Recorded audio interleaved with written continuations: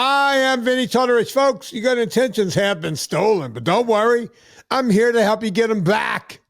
You may be soft and succulent at the beginning of this process, but hang in there. Before long, you will be lean and mean, guaranteed. It's the Wednesday show. You know what that means.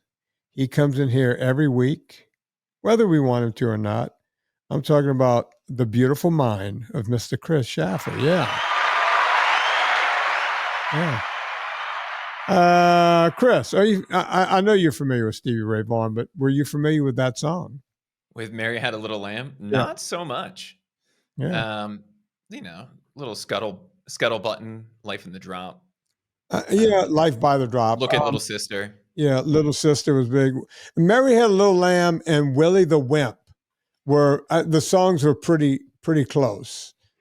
In my head, like if I'm singing one to myself, the other one pops in, right? Willie the Wimp. Let's see if this comes up. Here it is. Now, you just heard Mary Had a Little Lamb, right? Yep. So here's a little Willie the Wimp. Let's see if this comes up. You get what I'm saying, right? The drum beat and everything is pretty close. So when you're playing it in your head, you can go from Mary Had a Little Lamb to Willie the Wimp really fast. Especially for Chris Layton. Yeah. Yeah. And if you're me, that always have songs running in your head, like that's my problem in life. I always have songs just running through my head and it never ends, and there you have it. At least it's not the song that never ends. Well, that would be the worst one to have stuck in your head. The song, yeah, well, yeah. And the band played on. It's going to be a sad day. I'll know I'm dead when the songs stop, right? When the music stops. She's got real dark, real fast. But that's how I know I'm going to be dead. It was like I walk around with songs in my head. If I'm happy, there's songs in my head. If I'm sad, if I'm melancholy, it doesn't matter where I am in my thought pattern. There's a song in my head, right? Does that mean the day that you die is the day that music died? Is that? Oh, why did you have to do that to me? Just a question. Don McLean was writing about me. What no one knew before today is that Vinnie was a popular artist in the late 60s and early 70s when he was a wee tot. Yeah. Look, everyone in my family was a good musician. Not everyone. My brother Charles was like I am. My dad's a great musician. I don't know. Just skipped you. You got the football gene and not the music gene. Yeah, it's like I don't know how that happened. I don't know. It just skipped over me. That's all. Not a big deal. But we'll play that song at the end. That we already have the song for the end of the show. We're going to play Don McLean, and you know what? We may. I can't guarantee. We may play all 8 minutes of it. You don't know. We might not. It's one of those songs where DJs would go, all right, we can go take a leak, snort a little coke, and get back here. Yeah, go bang a chick, do whatever. When they used to do that back in the day, right? There were 2 songs they would put on, either that song or Alice's Restaurant. Or I want to say Inagata Davida is another one. Right? Do you know that song? No. You don't know Inagata Davida? No. Inagata Davida. The song was supposed to be In the Garden of Eden, but they were so high, it came out Inagata Davida. You've heard that song. I'm sure I have. It just didn't stick with me for whatever reason. Inagata Davida. Don't you know that I love you? I can almost. Well, I mean, that's every song from the 90s anyway, right? You just no, this is from the early 1970s. This is a group called Iron Butterfly, and there's a lot of, like, at some point in the song, I just looked it up. Okay, you know how I said 8 minutes? You know how long Inagata Davida is? 17 minutes. I remember the first time my buddy calls me and he goes, hey man, the song is from 1968, but we were discovering it like around 1974, 75. My buddy goes, hey man, there's this song, In-A-Gadda-Da-Vida, and it sounds like 2/3 of the way through, like they're stabbing an elephant. And I'm like, what? He goes, you got to hear it. They're stabbing an elephant. I think they're stabbing an elephant. It's a crazy song. I'm going to give you a little piece of it right now. Folks, we're going to talk about fitness here today. I was joking when you said, you know, they say, and that you could sing every 90s song that way, right? Yeah. I mean, they sound like grunge. They sound a little Nirvana, Pearl Jam, Soundgarden, right? Yeah. And the whole joke about 90s rock is that you don't need to sing anything but the vowels, and that's essentially what they're doing. Right. It was so high that they didn't know what they were like, what's that song again? It's like they just started calling it In-A-Gadda-Da-Vida, and that became the name of it. That's great. Yeah. All right, Chris, what do we have today? Man. We got a lot. We got some stuff, man. And you know, I feel like we've been on a tear the last few weeks talking about how everybody is against us, right? And it just seems like things are piling up. And then every once in a while we get a little bit of light, right? Like that kid in Pennsylvania who's suing Big Food and some of those kinds of things. Right. And I wanted to start because I wanted your opinion on something. Mm-hmm. So, are you aware that there are 10 states right now that are trying to ban junk food in one form or another, whether it's candy or soda or both, from the SNAP program? Have you heard about this? Yeah, I didn't know it was 10 states. I was under the impression that it was a handful of states. I want to say 2 or 3. Now, the SNAP program is what we used to call food stamps, correct? Right. As opposed to WIC, which is specifically for women, infants, and children. Right. It's the broader program. Right. But this is for people who do not have enough. We don't want Americans to starve. So we have this. By the way, the original food stamp program came out of the McGovern Committee. That's why I've talked about that on the show, the history of it. And it would have been good if they would have stopped right there, but they met for an additional 9 years and figured out that we should have a food pyramid. And there you go. So if you need 9 years to come up with the food pyramid, there's something else going on. Well, they would meet about once a month and just argue and fight over which way to go. And then literally threw their hands up and said, pick one.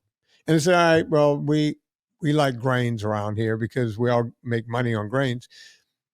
And by the way, we're seeing a lot of that right now, right?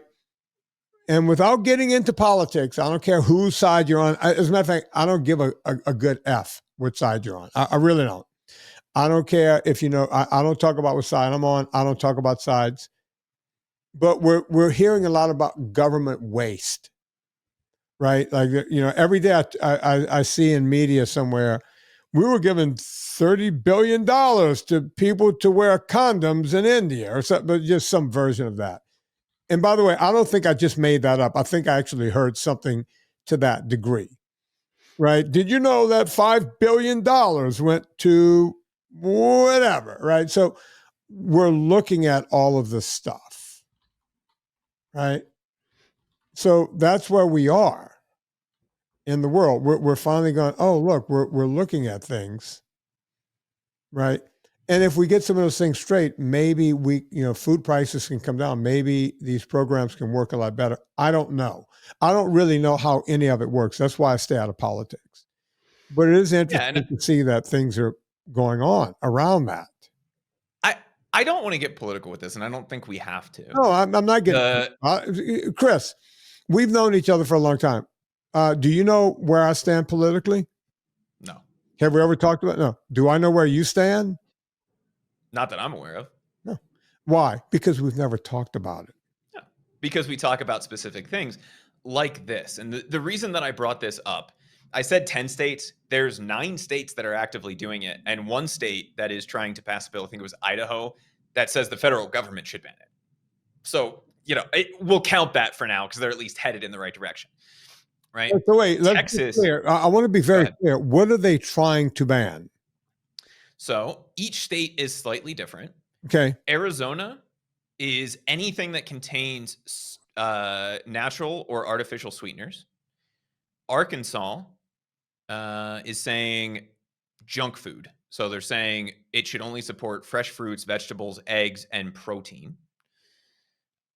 Idaho is requesting the federal government to exclude candy and soda. Iowa is saying essentially the same thing as Arkansas, only real eggs, meat, bread, and grains, as well as fruits, vegetables, nuts, rice, pasta, and beans. Missouri, candy and soda. Montana, candy and soda. Tennessee, candy and soda. Texas, candy and any carbonated beverage that has 1 gram or more of added sugar. Utah, candy and soda. West Virginia is candy and soft drinks. So I don't know if that also includes kombucha or if that's just their way of saying soda. Okay, so look, it's a good start, right? Because look, people are going to work around it. They just will. Here's how I know that. When I was living in New Orleans, when I was in college, and I was quite broke, right? I don't think back in our day there was no image and likeness in sports. And if you were on a college scholarship, people thought you had it made. We couldn't make money. We were too busy playing the sport, and we weren't allowed to make money. So we had to go out and be heroes on Saturday night, yet you couldn't earn a living. It was against the NCAA rules. Or even get a suit for draft day. Right. It was all very, very weird back then. So I remember being at the grocery store trying to figure out something to buy to eat. I would buy tuna fish that literally said on the can, it was yellow with black lettering, tuna fish. I'm not trying to be funny. It was generic tuna fish. And there would be people in front of me because I went to the poor people's store, you know. This happened to me 2 or 3 times where I would see someone with a basket in front of me full of meat and all kinds of stuff. And I was, oh my God, what I wouldn't give for one of those ribeyes or whatever. And then they would pay with what I called back then jokingly monopoly money, right? It was called food stamps.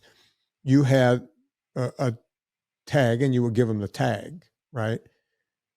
And it was like, shit, I'm not really poor. I'm in college, but I bet you I qualify for that. That kind of thing. Look at all the meat they're getting. So I mentioned this to a friend of mine on the football team, and he was from a poor black neighborhood. And I said, Donald, man, it almost seems unfair. I'm in there buying ramen noodles and tuna fish that just says tuna fish, and I'm pulling out real dollar bills. There's a woman in front of me, and he goes, let me guess. A lot of perishable items. So now that you mentioned it, yeah. It was just a bunch of meat and eggs or whatever. And he goes, you know what she's going to do, right? And I said, no. She's going to leave the store and then keep the receipt, turn around, come back in the store and say, you almost killed my kid with this meat yesterday. This meat is bad. I want to return all of this meat. Right? This meat is bad. And they won't give them monopoly money back. They will look at the receipt, take all the meat back, and give them dollar bills for it. And then they can buy what they really want, booze and cigarettes. I was floored. So when you have a government program, and by the way, folks, I don't think everyone is doing this, and I know there's really poor people. I'm not saying that. I'm just saying that where there's a will, there's a way. I've often said that about people on the street with crack. Somehow they find a way to get enough money every day to buy more crack. Bottom line, right? And there are a lot of people who can be helped by these programs. But I literally went through a process of knowing, and every time I went to the store, whenever I see someone with meat, they were paying with Monopoly money. And it bothered me to no end after I knew that they were going to turn around. Number one, all the meat was going to go to waste because they weren't going to put it in the fridge. They were going to just let it sit out overnight, bring it back, said, you almost killed my kid with this. Give me the money back. And the store knew what was going on. The store didn't care. They give them credit because they knew they were going to buy cigarette and booze. Can you imagine? So if we think that by saying, you know, and look, it might help a lot of people by cutting out sugars and cutting out junk food and cutting out, by the way, what's junk food? Now you have to determine. That's why I like that some of the states said candy and sodas and this and that. They actually named the thing. The one state, which state said junk food, Chris? Because that could be anything.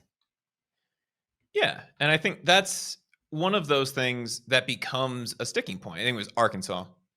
But they also then came out and said, you know, it's whole foods, basically, right? So they said junk food can't be purchased. And then they gave, you know, fresh fruit, vegetables, eggs, protein. So whole food, basically, is what they're And by the way, they should make a rule, and unless they have made a rule already, if you come back and say this meat was all dilapidated and bad and the whole thing, you can exchange meat for meat, right? But you see, a store doesn't want to do that because now they're going to lose money, right? The thing that's interesting with this, and I think everybody listening to this podcast can probably get on board with the fact that if we're giving people food, it should be good food. Right. There are a couple big groups that are coming out against this. And the biggest one so far is the American Heart Association. You don't say. Let me double check that. Yeah, the American Heart Association So testified in front of. Whoa. A group that's trying to save people's lives. Mm-hmm. A group that's telling everyone they should be on a statin, by the way, everyone. Right? They're saying what now, Chris? So I don't know what you know beyond, you know, a bill up on Capitol Hill, but basically in most state legislatures, they read out the bill before they have debate on it, and then they invite people, right?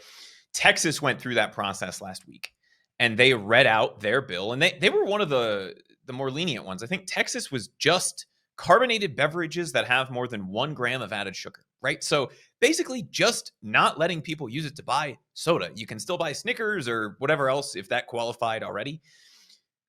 The American Heart Association testified against the bill and said, basically, this is a slippery slope. And if we start with banning soda, then we're going to be banning all of these other sugar-containing foods. And they made a couple arguments that I want to talk through with you, not from a political standpoint, just from a practicality and does this make any sense standpoint. The first argument are food deserts. Are you familiar with this concept? So places where you're not getting a lot of fresh produce. Right. Go on. And explain to the audience exactly what it is, Chris. They can understand. So a food desert is essentially a neighborhood or a group of neighborhoods where there's not a lot of grocery stores. Think the inner city, right? Where people are buying from more of like a convenience store or the bodega in New York. Yeah. And by the way, bodegas have, like, I think this was like 25 or 30 years ago. They were asking any inner city kids where peaches came from, and not being funny, said, you know, a can, right? So yeah, these kids have no relationship with real food. But go on. So their first argument was, many SNAP users shop at convenience stores or dollar stores which don't have fresh produce. If junk food is restricted, retailers may stop accepting SNAP. Okay, that makes no sense. That was my thought. Look, you know, like if there's demand for healthier food and if that's what people can use it for, then obviously they'll still continue to participate, right? Your bodega is buying more Snickers than apples, not because no one wants an apple, but because he knows the Snicker is shelf stable and it's going to stay around long enough that it's not going to be a problem, and there is demand for it. Right. They also argued the slippery slope of, if we ban sugar or sugary drinks, What's next? It's too hard to define what this is. Well, the reason I brought up what I brought up at the beginning is because they, when they had a restriction that you couldn't buy cigarettes and booze with it, people found a way around that, right? But for the American Heart Association not to do anything other than stand up and go, yes, this is a good thing, is crazy. Their reasoning sucks. We know that, they're in the pocket of big pharma and big food, who does not want to see their crap food go away, right? So obviously you're going to have a big megaphone like the American. I'm shocked that other groups didn't come out against it, right? I'm shocked that the registered dietitians didn't come out against it. And you watch, they will. Oh, no doubt about it. And that gets into some of the more political arguments, right? But part of what they were saying is, because there's a larger group of minorities on the program, it's discrimination to tell them what they can and can't buy with the money. That to me was not compelling either way, because if you're... Whoa. Why does the American Heart Association cares about the color of someone's skin? Every heart I've ever seen is red. It's about the program itself, I think, is what they were trying to defend, to say, hey, like, if we do this, it's racially discriminatory to say you can't buy soda with SNAP. And their argument there is that SNAP users spend essentially the same amount on candy and sugary drinks and those kinds of things as people who are not on the program. It's almost identical in terms of the amount of spending, right? The percentage of the dollar. That's not an argument, though, right? Like, if you are on a program that is designed to give you what you need to survive, last time I checked, you don't need Coca-Cola or a Snickers bar to survive. And actually, that leads to more problems down the road, right? If you want to buy it with your own money, that's fine. Right. But if you're on that kind of a program, I don't understand that argument at all. To me, it just seemed, Vinny, like the American Heart Association was the group that came out on behalf of big food, right? Because you have billions of dollars every year. And I'm trying to find the actual number. I have it written down here in my notes, of money from the SNAP program that is going to these things. Yeah, and it's like 30%. Their slip is showing on this one. I mean, I'm shocked that the American Diabetes Association didn't come out right behind them. That one's a little too obvious, I think. More obvious than the American Heart Association? I mean, really? Really? Yeah. Because if you go to the American Diabetes Association, they're telling you, yeah, you can have all the cake and candy you want. So why is that obvious? I can have all the cake and candy I want. Okay. I'm shocked that they didn't come out. Coca-Cola, Pepsi, Kellogg, and Nestle earn billions every year from SNAP. Sugary beverages, so what all of these states are talking about banning, are $7 billion a year, which is about 5% of all of the money that goes into SNAP, and is more than is spent on vegetables. Hey, Chris, how much money do those companies give to the American Heart Association? The four you just named, you mentioned Coke. If you could Coke, find Pepsi, Kellogg's, and Nestle. Yeah, see if you can find one or two of those. Find Coke, because I know they probably give the most, because they also have food products. So they don't want to. I'd say Kellogg's is probably the top there, because you have the AHA logo on top of every but that's cheap. Cheerios that's cheap. box. You see, they only have cereal. We're talking about a company that has food and beverage. Coke sells a lot of stuff. So they don't list all of the donations. But if we look at just a few of the things, so they ran something called the Second Century campaign this year, which is, and if you contributed $1 million or more, they put you kind of at the top of that list. There are several brands underneath each of these companies that contributed $1 million or more just this year. Okay, let's start with that. So we know that who has given more than $1 million to the American Heart Association. Go slowly. Don't yell them out too fast. Give me the top 5. Let's see. They might not be in order because it's 1 million or more, so who knows? Lipton tea. Mm-hmm. I have to scroll through the other list. The Buffalo Bills. Walmart, Walgreens. Who sells nothing but these products? Pfizer. Drug company. Novo Nordisk. Mm-hmm. Our friends from last week. Yeah. Novartis Pharmaceutical, Novartis North America, Novartis Mexico, Novant Health. By the way, folks, these are not in order. These are just all companies that spent more than $1 million. So don't think that we're going through an order, because there's no order here. The American Egg Board. And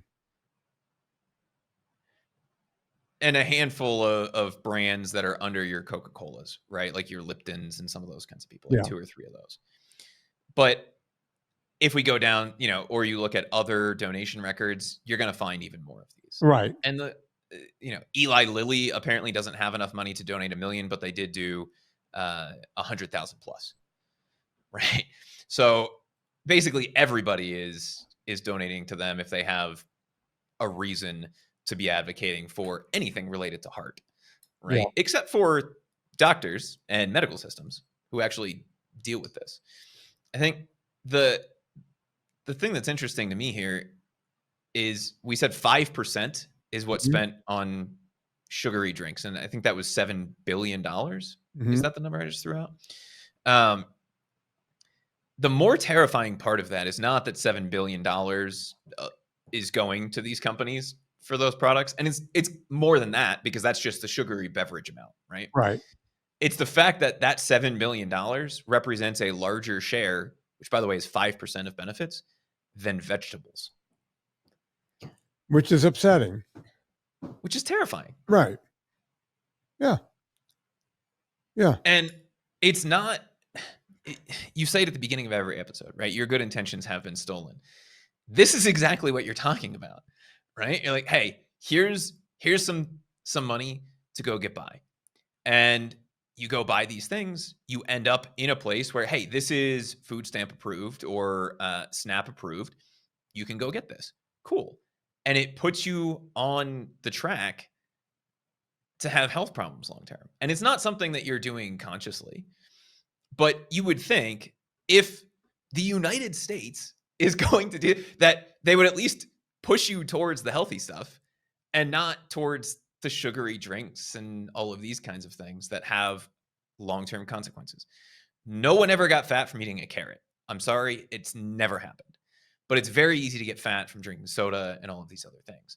And I think it's interesting to me, and I would be curious to look at what the average American spends across these categories and if that 5% is the same, because that's also terrifying. Right. We just have a little bit better tracking on the SNAP stuff. And because it's in the news, people are digging into the data a little bit more. Yeah, look, none of it is surprising. You can always follow the money on all of these deals. Do you know where the term follow the money originated? No, I do not. Started with Watergate, the original Watergate. Now everything is something gate, deflate gate, this kind of gate. Everything. Follow the money started with Watergate. That's great. Woodward and Bernstein. Yeah.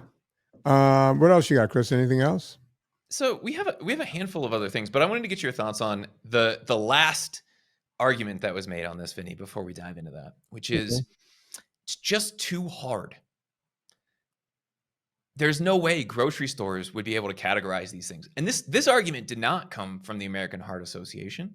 This argument came the last time this came up at a national level from our friends at the USDA who manages this program.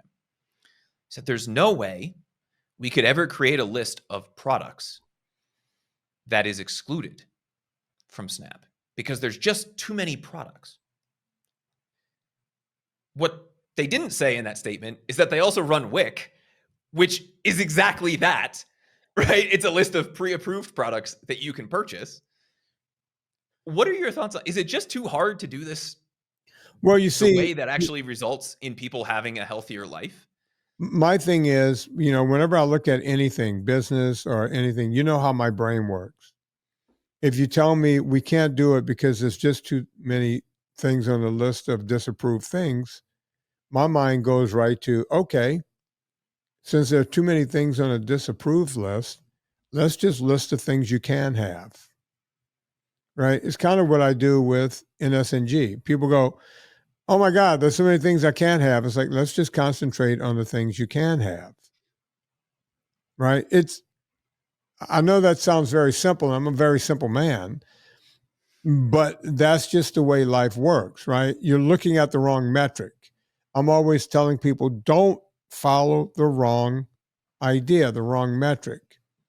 If you're sitting there, concentrating on what you can't have falls into the negative for me. If you concentrate on what you can have, that goes into the positive. And it goes the same for these groups. And you just mentioned in WIC, they got to figure it out. Why can't we just take WIC and move it over? Right? You'd have to include a wider variety of products, but there's no reason you can't use that model. Why? We already figured out in this country that men and women can play the same sports. So if WIC is for women, let's just move it into everybody else. Wait, did I just say that out loud? Well, I think it's more concentrated around baby type products, right? Why should babies be different? Stop discriminating against babies. That's what Vinny just said. Yeah. And I think that's the thing to me. And to me, the easy approach here is you either look at this from the inclusion, right? If it's a single ingredient food, it's in, or you look at this from a category level. If it has added sugar, it shouldn't be included in the program, right? Yeah. If like, that's a really easy place to start. And I don't know about you. I mean, I know enough about building databases and coding that a grocery store would have a pretty easy time updating their system to allow, for that level of stuff. And I don't know, it's just mind boggling to me that we have that level of a fight going on over getting people to eat real food. While meanwhile, our friends across the pond, Vinny, are banning junk food ads. Have you heard about this? I did, and I like it. I like it. All of our commercials, I was watching a sporting event the other day, which means I had to watch television with commercials. It was F1. F1 season just started again. And they would go to commercial. And I'm seeing people dancing again.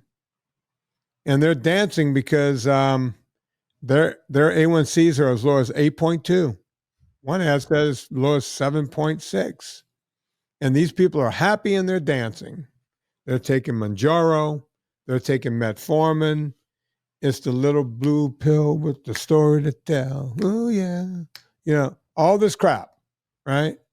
Is it the little blue pill? What color is the pill? We got to find the ad.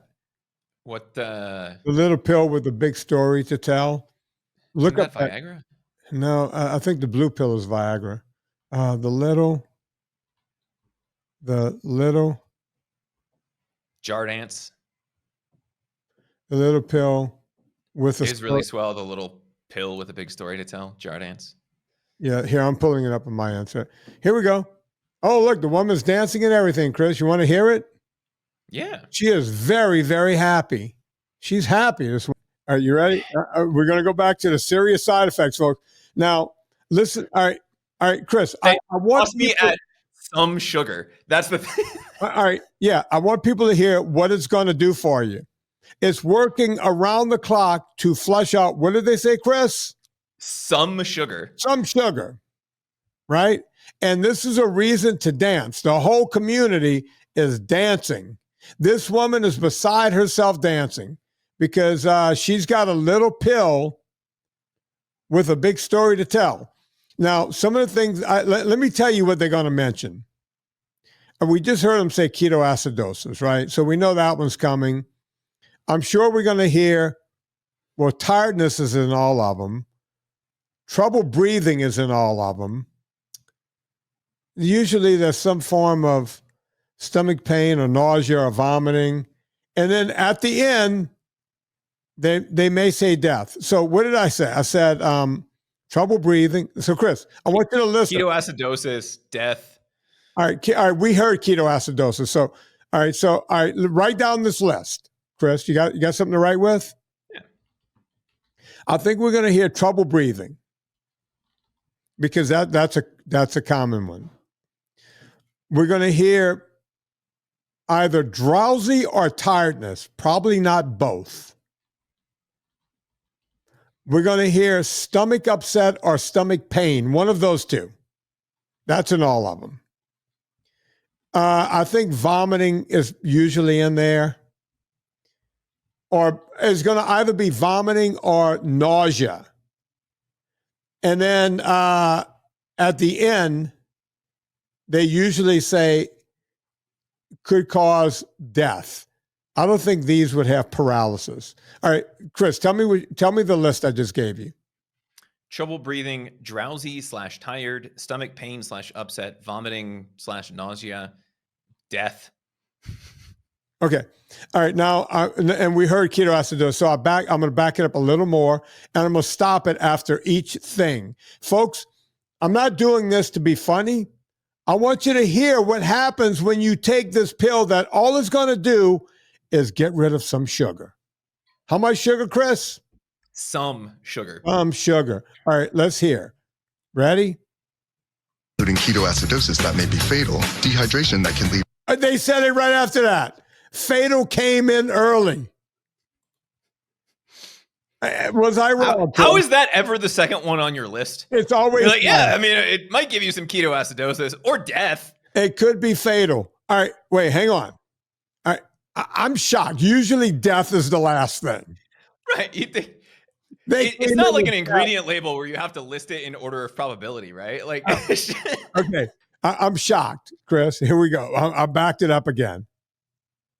That may be fatal, dehydration that can lead to sudden worsening of kidney function, and genital yeast or urinary tract infections. A rare life-threatening bacterial infection in the skin of the perineum could occur. Stop taking Jardiance and call your doctor right away if you have symptoms of this infection, ketoacidosis, or an allergic reaction. And don't take it if you're on dialysis. Taking Jardiance with sulfonylurea or insulin may cause low blood sugar. Jardiance is a really swell little pill. Okay, they said all of that, right? All of that. And what does this woman have to say about it? Insulin may cause low blood sugar. Jardiance is really swell. It's really swell. Ketoacidosis. You just failed Family Feud, by the way.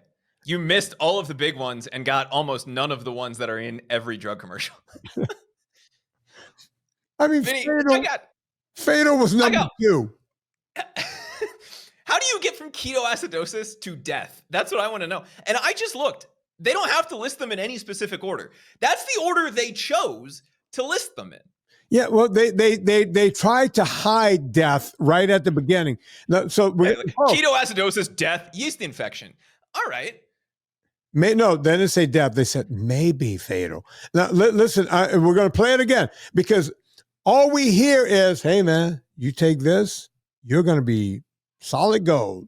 And then the girl, right when he's finished saying all the bad things that can happen, then our dancer comes back in and says, isn't that really swell? Here, look, I'm not making this stuff up. I'm not that good. You ready? Diabetes and known heart disease, Jardiance can lower the risk of cardiovascular death too. Jardiance may cause serious side effects, including ketoacidosis that may be fatal, dehydration that can lead to sudden worsening of kidney function, and genital yeast or urinary tract infections. A rare life-threatening bacterial infection in the skin of the perineum could occur. Stop taking Jardiance and call your doctor right away if you have symptoms of this infection, ketoacidosis, or an allergic reaction. And don't take it if you're on dialysis. Taking Jardiance with sulfonylurea or insulin may cause low blood sugar. Jardiance is a really swell little. Okay, Chris.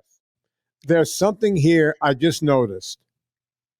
I'm going to turn the music down and I'm going to go back because they write down a bunch of stuff that the guy is not saying, right? So there's tell the audience what a chiron is. So the ticker that runs across the bottom when you're watching ESPN, or I guess news channels do it now too, right? Yeah. Right. Sorry, Vinny, they lost me at fatal infection of the perineum. Yeah, you know what that is?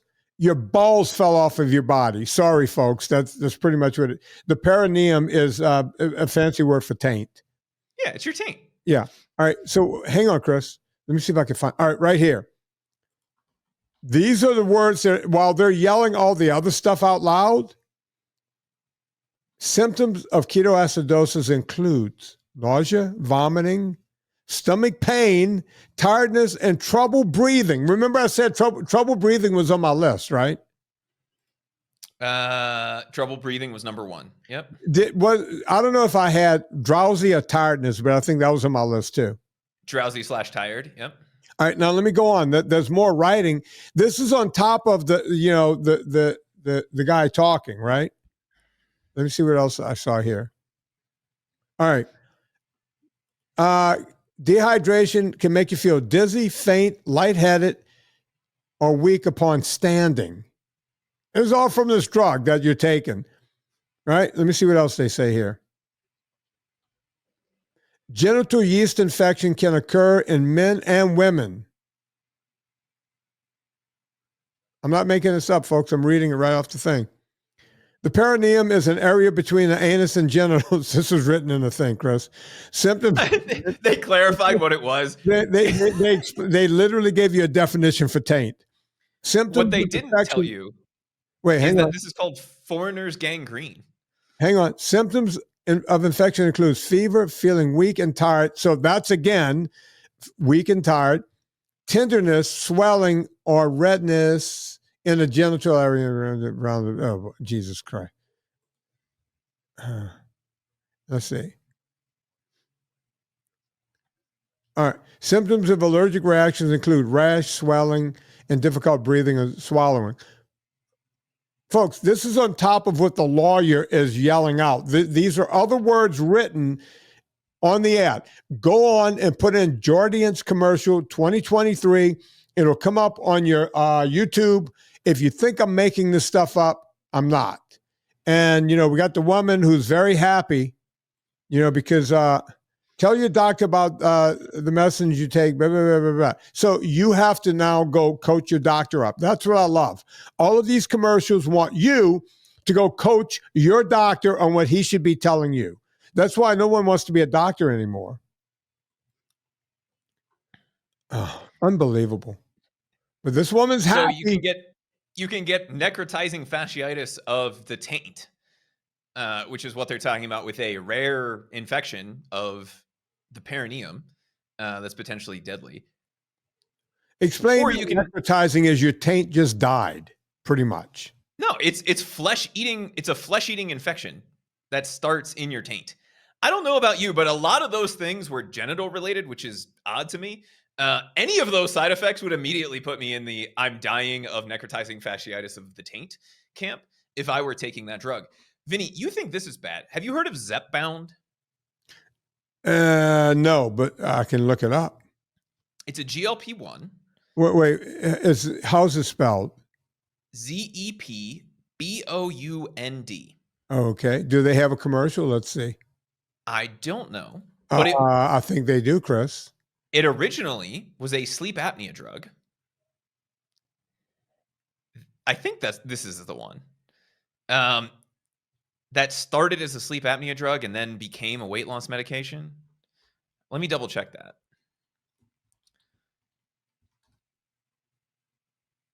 Zepbound is a prescription medication used to help weight and maintain weight loss. Okay. So here it's prescribed to treat moderate to severe obstructive sleep apnea in adults with obesity. That's why it's prescribed. Okay, so I'm gonna play something. I'm gonna just plunk this down and see what this woman has to say. I don't know what this is, but it's a thing for Zepbound. You ready, Chris? Yeah. Let's see. Zepbound is a prescription medicine used to help you lose weight and maintain weight loss. It is FDA approved for weight loss in adults who are obese or adults who are overweight and have weight-related medical problems, such as high blood pressure, high cholesterol, type 2 diabetes, sleep apnea, or cardiovascular disease. This medicine helps you lose weight by decreasing your appetite and making you feel full more quickly and for a longer time. It should be combined with diet and increased physical activity. Zepbound is a once-weekly injection given under the skin using a pre-filled single-dose pen. Common side effects include... Okay. We just heard of all the good things, right? She just gave us all of the good things in 40 seconds, in exactly 40 seconds. But there's still another 46 seconds to go. So we got all of the good news in 40 seconds, Chris. So before we dive into the bad news, Vinny, Okay. this is not a semaglutide. So I want you to keep this in mind. This is another drug that targets GLP-1 receptors, right? Okay. In clinical studies, it has been shown to lower H1C more effectively than semaglutide. It has higher weight loss, and all around seems to be a better drug from a results standpoint. Okay. Does that mean, in your mind, and for everybody playing along at home, the side effects that are listed will be better or worse, or the same? Usually, look, I'm just going to say that if you have a stronger drug doing something where there's already a lot of side effects, but this is a stronger version of it and it attacks it a different way, I'm going to go with more side effects. So we had 39 seconds of all the good news behind this, right? Helps you lose weight, control cravings, less this, less that, less everything. Now here's another 46 seconds, folks. I'm not going to stop it, but pay attention close. Let's hear what this woman has to say. You ready, Chris? And side effects include abdominal pain, burping, constipation, diarrhea, indigestion, tiredness, acid reflux, hair loss, allergic reactions, injection site reactions, feeling sick, and vomiting. Serious side effects may occur, including allergic reactions and pancreatitis. This is not a complete list of side effects, and others may occur. The active ingredient, tirzepatide, is a GIP and GLP-1 receptor agonist. It is the same active ingredient as the diabetic injection Mounjaro. This material is provided for educational purposes only and is not intended for medical advice. Okay. Do you want to know what the ones are she didn't list? Wait, Chris, before we get to those, folks, now you're taking something that can help you lose weight. Okay. Now, if you just went low carb, you would get zero of these side effects. Not one of them, not two of them, not five of them. None of these side effects would happen. But if you want to just take an injection, these are some of the side effects. And then Chris is going to come in with a group more after this. You ready? And side effects include abdominal pain, burping, constipation, diarrhea. Constipation and diarrhea. Is it one or the other or alternating? Do I get plugged up and then the next day I just have the shits? Okay, you can have constipation or diarrhea. Definitely stomach pain. Okay, you ready? Indigestion, tiredness, acid reflux, hair loss. Tiredness is always in there, right? It's one of the ones I called on Jardiance a little while ago. Allergic reactions. Oh, by the way, hair loss. Now we're talking chemotherapy amounts of problems. Hair loss. That's the kind of stuff you get when you're on chemo, not when you're taking something that's going to help you lose weight. Tiredness, acid reflux, hair loss, allergic reactions, injection site reactions, feeling sick, and vomiting. Feeling sick and vomiting. Are you doing that before or after you have constipation and or diarrhea? Serious side effects may occur, including allergic reactions and pancreatitis. Pancreatitis. Can you imagine?